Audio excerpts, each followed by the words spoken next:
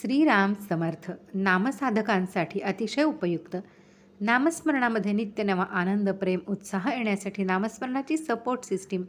भाग क्रमांक 21. प्राध्यापक के. व्ही. बेलसरे लिखित पुस्तकांमधून. नित्य सत्यमित हरिपाठ ज्यासी, कळी काळ त्यासी न पाहे दृष्टी. रामकृष्ण उच्चार अनंतराशी तप, पापाचे कळप पळती पुढे. हरी हरी हरी हा मंत्र शिवाचा, म्हणती जेवाच्या तया मोक्ष. ज्ञानदेवा पाठ नारायण नाम, पाविजे उत्तम निजस्थान. जो कोणी रोज नियमाने सत्यपणाची भावना ठेवून योग्य प्रमाणात भगवंताचे नाम घेईल, त्याच्याकडे वाईट काळ नजर फिरवणार नाही. वाचेने जो भगवंताचे नाम घेतो त्याच्या तपाच्या अनंत राशी होतात, त्याच्या पापाचे समूह पळून जातात. भगवान शंकर भगवंताचे नाम घेतात. ते नाम जो घेईल त्याला मोक्ष प्राप्त होईल. श्री ज्ञानदेव सांगतात की आपण स्वतः भगवंताचे नामच घेतो. त्या नामाने माणसाला उत्तम असे व आपले मूळचे भगवंताचे स्थान प्राप्त होते. भगवंताच्या नामस्मरणाला नियमाचे थोडे बंधन अवश्य असते. नामस्मरण रोज झाले पाहिजे. त्याचे प्रमाण योग्य पाहिजे, म्हणजे अगदी अल्प नसावे व अति नसावे. नामस्मरण करण्याची वेळ शक्यतो ठरलेली असावी.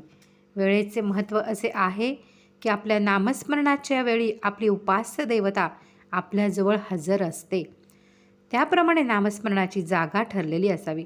रोज त्या ठिकाणी नामस्मरण केल्याने त्या जागेच्या भोवती नामाच्या स्पंदनाचे एक कवच तयार होते. नामात मन मग्न होण्यासाठी त्याचा उपयोग होतो. जीवनात कोणत्याही प्रसंगी आपला नित्य नियम चुकवू नये. भगवंताचे नाम घेण्याचा आपण जो नियम केलेला असतो तो प्राणापलीकडे सांभाळावा. तो नियम चिकाटीने पाळला तर अंगभूत होऊन जातो. मग वाईट काळ तर जाऊच द्या, पण अंतकाळ देखील त्याच्या आड येत नाही. नियमाच्या समयी जर अंतकाळ आला तर नियम उत्तम पार पडेल व नंतर माणूस देहत्याग करील. एखादा चांगला नियम वर्षोनुवर्ष चिकाटीने करीत राहणे हे तपश्चर्येचे लक्षण आहे. अध्यात्म मार्गामध्ये अंतरामध्ये बदल घडवून आणायचा असतो. दृश्याकडे धावणाऱ्या वृत्ती भगवंताकडे वळवायच्या असतात. त्यासाठी भगवंताच्या नामस्मरणाचा नियम करावा लागतो. नामस्मरणाने जो बदल घडून येतो त्यास 2 अंगे असतात. एक अंग पूर्वीच्या सवयींमुळे वृत्ती बाहेर धावतात, पण त्यांच्या मागोमाग भगवंताचे नाम चालल्यामुळे त्यांचे पर्यावसान पापकर्मांमध्ये घडून येत नाही.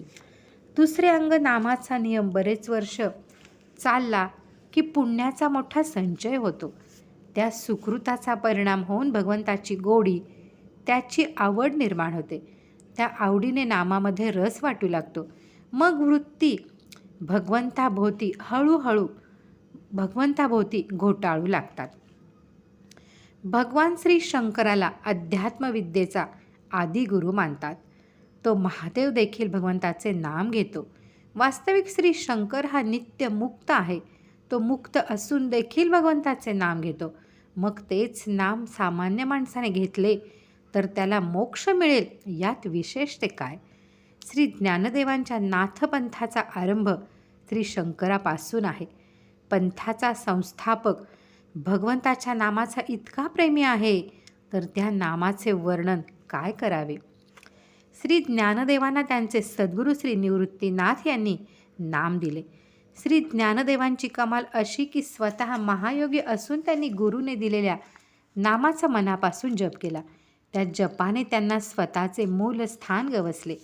श्री शंकरांनी आपली योग विद्या बाजूला ठेवून श्रद्धेने भगवंताचे नाम घेतले. अगदी तसेच श्री ज्ञानदेवांनी निर्विकल्प मनाने नाम घेतले. त्या नामाने हृदयस्थ भगवंतापर्यंत ते पोचले. एक नाम हरी द्वैत नाम दुरी, अद्वैत कुसरी विरळा जाणे. समबुद्धी घेता समान श्रीहरी, शमदमावरी हरी झाला. सर्वाघटी राम देहादेही एक, सूर्यप्रकाशक सहस्रश्मी. ज्ञानदेवा चित्ती हरिपाठ नेमा, मागिली या जन्मा मुक्त झालो. जो भगवंताचे नाम घेतो त्याच्या जीवनातून द्वैत दूर जाते. पण असे सर्वत्र अद्वैत अनुभवण्याचे कौशल्य असलेला माणूस क्वचितच आढळतो. मनोवृत्ती सम ठेवून जो नाम घेतो त्याला एका भगवंताचाच प्रत्यय सगळीकडे येईल. त्याच्या अंगी शमदमादी साधने सहज येतील. तो स्वतः भगवत स्वरूप होतो. मग त्याला प्रत्येक शरीरामध्ये एकच आत्मा विलसताना दिसतो. प्रत्येक देहात राहणारा तो आत्मा सूर्यासारखा आहे. हजारो किरणांनी त्याचा प्रकाश प्रकाशित करतो. श्री ज्ञानदेव सांगतात की त्यांच्या चित्तात भगवंताचे नाम घेण्याचा नियम तेवढा चालू आहे. त्यामुळे यानंतर येणाऱ्या सर्व जन्मांपासून ते मुक्त झाले. माणूस भगवंताचे नाम घेतो तेव्हा त्या घेण्यामध्ये पुढील 3 गोष्टी अंतर्भूत असतात.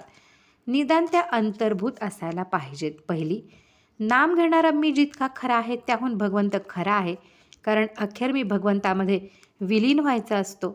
दुसरी, ज्याचे नाम मी घेतो तो भगवंत माझ्या हृदयात आहे, तसा तो प्रत्येक प्राण्याच्या हृदयात वास करतो. तिसरी, भगवंत खरा करता आहे. माझ्या सबंध जीवनावर त्याची सत्ता चालते. माझ्या जीवनाचा तो स्वामी आहे. भगवंताची सत्ता अंतिम मानल्यानंतर जगातील सारे व्यवहार भगवंताच्या शक्तीने चालतात हे ओघानेच आले. आपल्या जीवनाचा आणि सर्वांच्या जीवनाचा सूत्रधार भगवंत आहे अशी निष्ठा असणारा माणूस मनाने वरच्या भूमिकेवरच जीवन जगतो.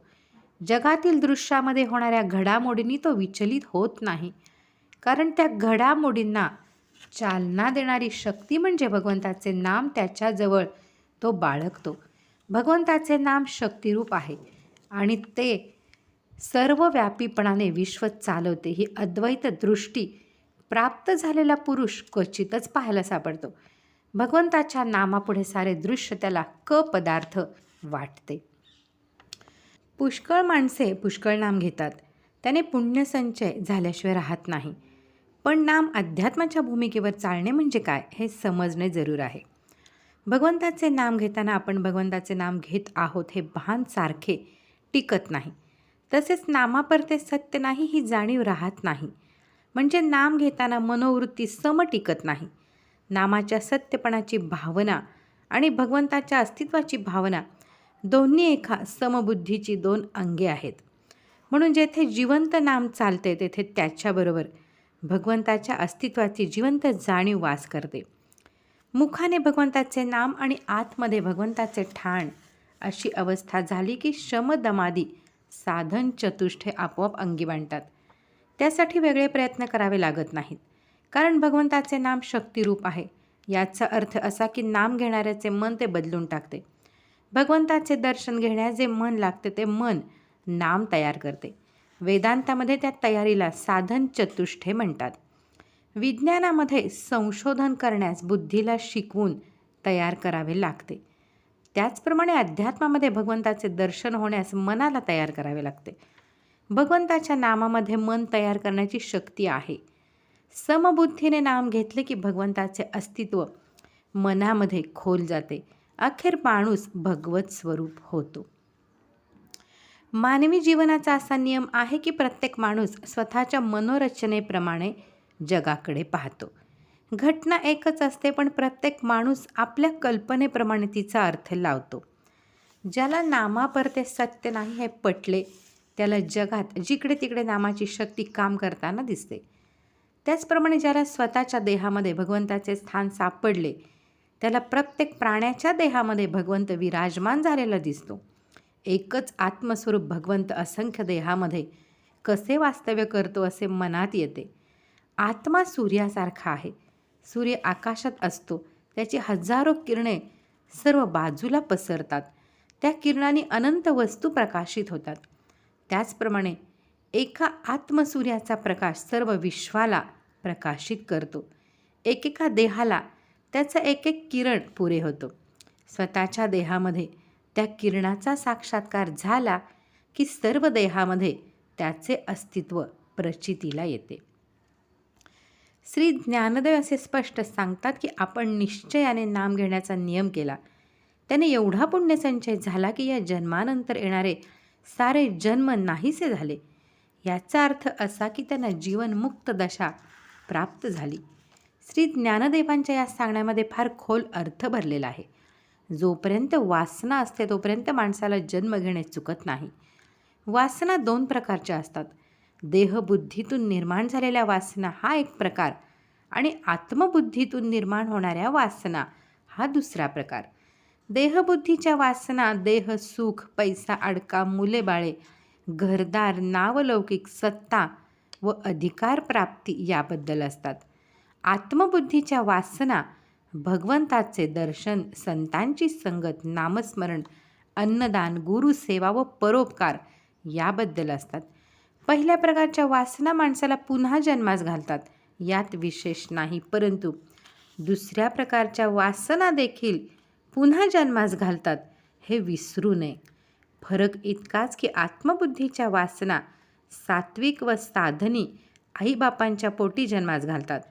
वासना इतकी जबर आहे की एखाद्या वैराग्य संपन्न माणसाला भगवंताचे दर्शन व्हावे ही वासना जरी राहिली तरी त्याला जन्म घ्यावा लागतो. म्हणून वासना ठेवायची झाली तर भगवंताच्या नामाची वासना ठेवावी. त्या वासनेने माणसाला जन्म येईल हे खरे, पण भगवंताच्या नामात एवढी मोठी शक्ती आहे की नामाला चिकटणारा माणूस वासना शून्य होईल, तो जीवनमुक्तच होईल. यातील पुढील भाग आपण पुढे पाहूयात. श्रीराम जय राम जय जय राम.